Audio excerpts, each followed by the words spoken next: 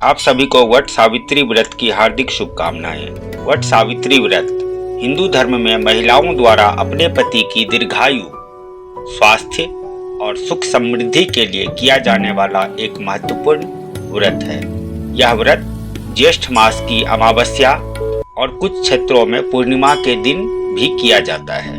विशेषकर उत्तर भारत, बिहार, झारखंड और महाराष्ट्र में भी इसका विशेष महत्व माना जाता है। वट सावित्री व्रत की कथा महाभारत से संबंधित है और इसमें सावित्री और सत्यवान की कथा प्रमुख है। सावित्री एक धर्मपरायण और सती स्त्री थी जिसने अपने तप, भक्ति और बुद्धिमत्ता से यमराज से अपने पति सत्यवान के प्राण वापस प्राप्त किए थे। जब सत्यवान की मृत्यु का समय आया तब यमराज उसके प्राण लेने आए।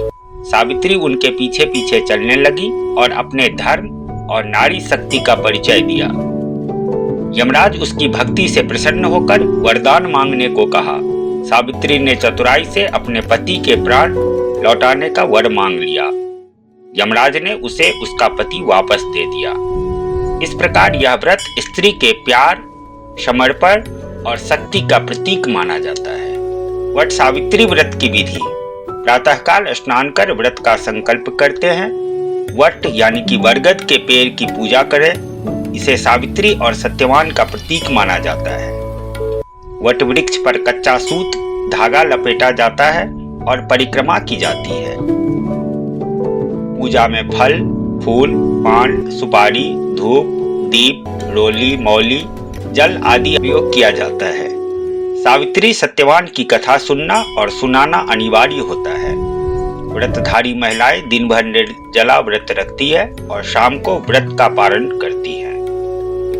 वट वृक्ष का महत्व: वट वृक्ष को त्रिदेवों ब्रह्मा, विष्णु और महेश का प्रतीक माना जाता है। इसकी छाया में बैठकर व्रत और पूजा करने से अक्षय पुण्य की प्राप्ति होती है। इस व्रत का महत्व: यह व्रत वैवाहिक जीवन की स्थिरता, पति की दीर्घायु और संतान सुख के लिए किया जाता है। यह स्त्री के सतीत्व, प्रेम, धैर्य और शक्ति का पर्व है। धन्यवाद।